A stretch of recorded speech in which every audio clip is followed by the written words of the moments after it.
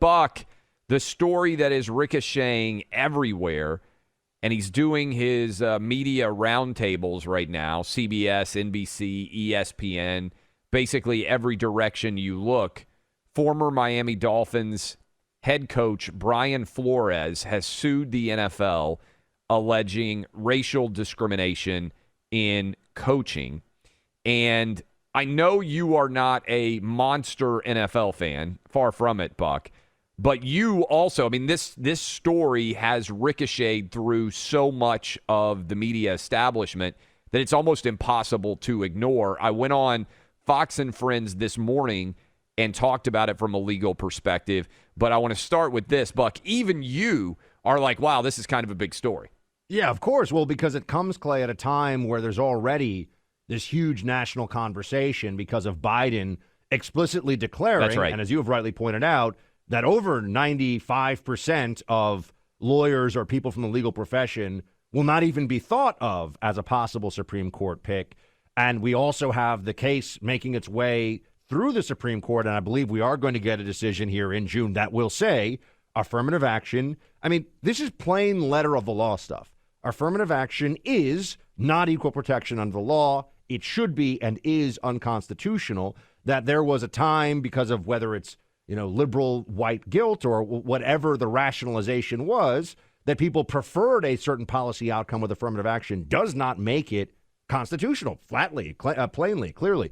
So with all of that background, now we have, and I thought it was fascinating, Clay, because I was learning, this is, the great thing is when I have a sports thing that comes into the realm of just breaking news, top 5 stories, let's say, I'm like, Clay, explain. And it's like Encyclopedia Clay goes to work. And then I feel like I know what's going on. One of the things that's remarkable is this guy's saying these things that we're hearing him say after he had already been paid, after he, multi-million-dollar contracts to be a head coach, right? After he had already done all this tremendously rarefied and highly successful stuff in the NFL, now he's saying that he's being discriminated against, and in fact, he always feels like he has to be better than his counterparts. Based on where does this come from? So the complaint is a mess, and this is me analyzing it from a legal perspective. He alleges that he is being racially discriminated against. Now, background for Brian Flores.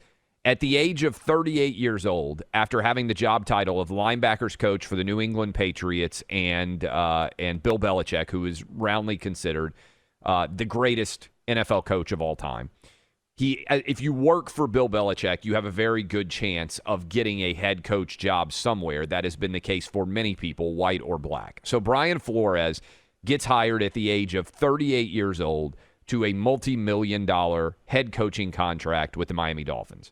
He is there for 3 years, and he just got fired in the offseason. That surprised some people, but there was a lot of behind-the-scenes issues, evidently inside of Miami, both with player and coach relationships, that the owner there, Stephen Ross of the Dolphins, a billionaire, decided to move on and hire a new coach.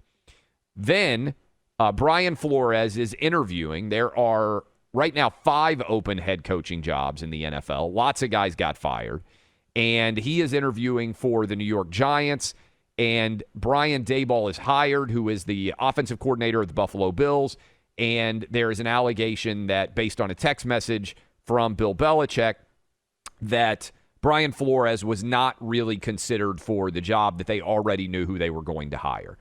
He also says that several years ago he had an interview with the Denver Broncos, and he alleges that John Elway, who is one of the great quarterbacks in NFL history and an executive with the Broncos, was hungover and that he didn't feel like he was taken very seriously.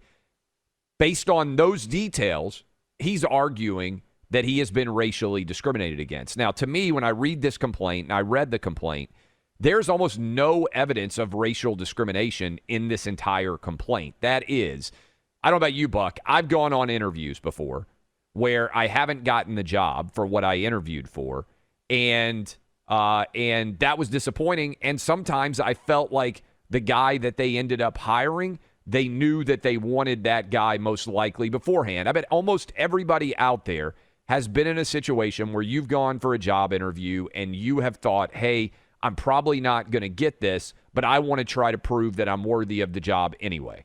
There's actually a storyline for fans of the show The Office, which I do think is a great show for whatever that's it's worth for fantastic folks out there.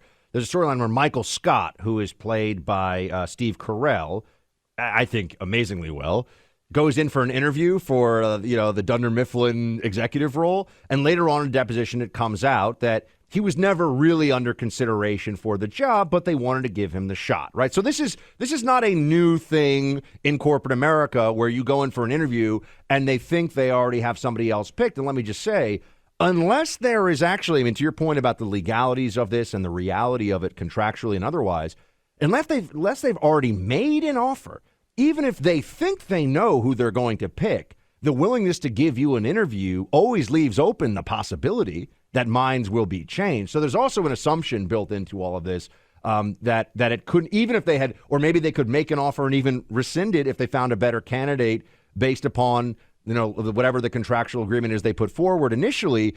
So we've all been through this. And by the way, in the media world, everything that we deal with, Clay, at some level is unfair, meaning that there's a lot of subjectivity. There's a lot of who's going to be this, who's going to be the next big that. And you just learn to do the best you can and deal with it. You don't turn around and always just claim that there is some force arrayed against you, especially if you've been remarkably successful as this guy has. I mean, 38 years old, multimillionaire, head coach of the NFL, doesn't get the job he wants, and now the NFL is racist? Based on what? And I mean, speaking of what this guy's been saying, I mentioned to you, he's going around now as part of his TV tour. He's all over the media saying that he always thinks he has to be better than his colleagues to be in the same place. Based on what? Where does that come from? I mean, that's also the job of competition. You have to be better than your colleagues in the NFL in order to win. That's sports. Oh, no, but he means he has to be better just to be on the same playing field as others. Yeah. Essentially saying, for me to be a head coach, I had to be 10 times the head coach of other head coaches is basically the subtext here. That's based on what? Yeah, and look, here's the other thing. These are important facts, I think, too, because we live in I've told you this, Buck. Nobody is pushing back against Brian Flores on any of these interviews, right? Every single sports media person presumes that he is the victim of racial discrimination. And no one is actually saying, okay, Brian Flores, if you're so discriminated against, how did you get a head coaching job at the age of 38 and become a multimillionaire? And also, by the way, how is it that you were poised to get another head coaching job? You just didn't get the one that you wanted with the Giants. And that's also, there is no business, Buck, in the history of the world that has created more black millionaires than the NFL. Truly, in the history of the world, 70-some-odd% of all NFL players are black. And really what this comes down to is an argument that there needs to be more black coaches. It's very similar to the Supreme Court, honestly, where you almost get the sense that there is an idea that there needs to be a quota. But what's fascinating about this to me is, first of all, everybody in America should be able to compete evenly to be an NFL head coach, right? White, black, Asian, Hispanic. That's what I believe. The black population is around 12% of the overall population. So they are wildly overrepresented as NFL players, but most coaches start at the age of 22 or 23 and work themselves up for decades to be eligible to become a head coach. So to me, the overall head coaches in the NFL should roughly approximate not what the player percentage is, because most players never become coaches, but what the overall population of interested coaches are in the United States. And let's remember, I mean, the NFL is, professional sports is one of the few places where you have a meritocracy in real time with real consequences. Yes. I mean, I do know enough about it. I grew up watching the Knicks, and my family are Giants fans, and so I've spent way too much time in my mind watching professional sports. But I've seen enough to know what goes on, and I'm aware of the size of the contracts, Clay. When you're paying somebody, I mean, I just saw like Neymar, the soccer player, signed a $200 million contract. Yes. Okay. When you're paying somebody in the NFL, I mean, that's soccer, granted, but that's. There are $100 million guys in the NFL. Exactly. When you're paying someone $100 million, you just want the best.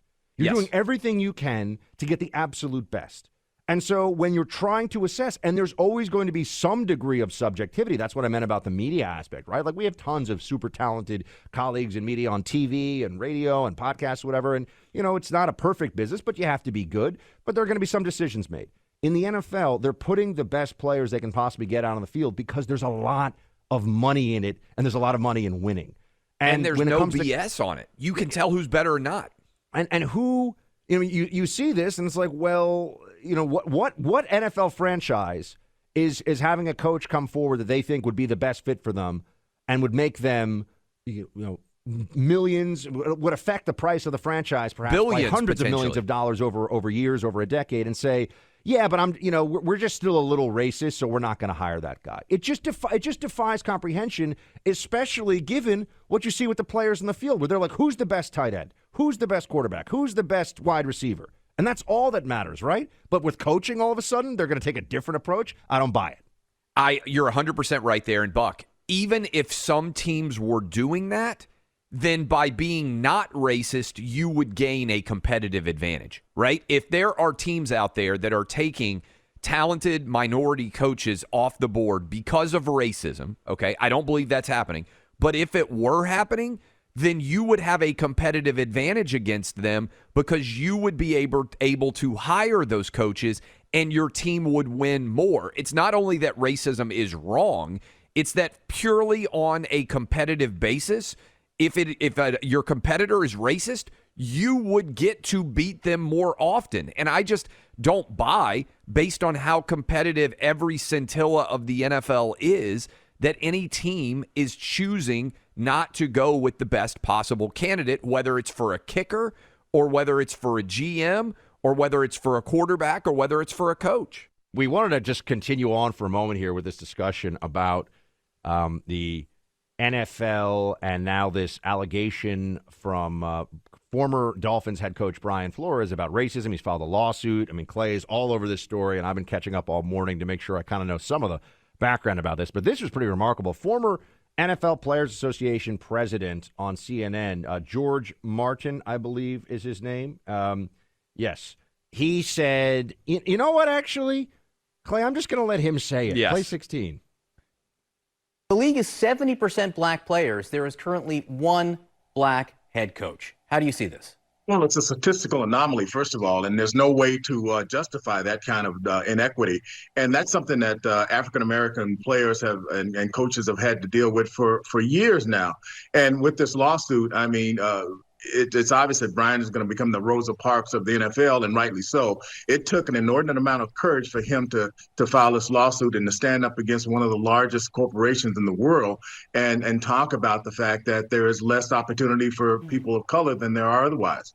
So Clay, I'll say this because you're a truly unique and lone voice in the sports media world on these things in so many ways. First of all, this guy calling for Brian Flores as the Rosa Parks. No pushback, Buck, which is symptomatic, of course, of what happens. To be a multimillionaire former coach who's still likely to get a very senior and very highly paid coaching position in the NFL, it's somehow similar to the fight against true racism and segregation in the South. I mean, it's outrageous. But I'm just going to say, man, this is why, conservatives, we go through these phases where we say they're kneeling, they're anti-cop in the NFL, they're anti-cop in the NBA, there's all this woke stuff. I'm never watching. I have so many people that write me. I'm never watching the NFL again. I'm done with it, man. And I feel like you fight it from the inside because you don't want to give up sports because you love sports. For me, I sit here and I see this. I see a lot of overpaid people who are ungrateful to the country that supports them and gave them this opportunity. And I'm just, I don't know. I've had enough. I can't seem to get around it. We had that conversation a lot on the sports show back in the day, and my thing is, if you love something, and I understand if you're a casual, like, hey, right, I'm going to watch the NFL or I'm going to watch something on Netflix or whatever it might be. I'm a diehard sports fan. I'm always going to be a diehard sports fan. And so my perspective is, if you love something, then you try and fight to preserve what you love in that. And what I love in sports is that all of us, white, black, Asian, Hispanic, gay, straight, male, female, can all pursue excellence by a common set of rules. And I love the feeling, Buck, and I'll never shake it, of being in an arena or being in a stadium watching your favorite team play and how it brings everyone together. I'm never going to lose that feeling, and I'm never going to lose that desire to try to make sports something that everybody can enjoy. But when I see the lawsuit, like what Brian Flores is saying here, Buck, he is selling the idea that the NFL is fundamentally a racist organization.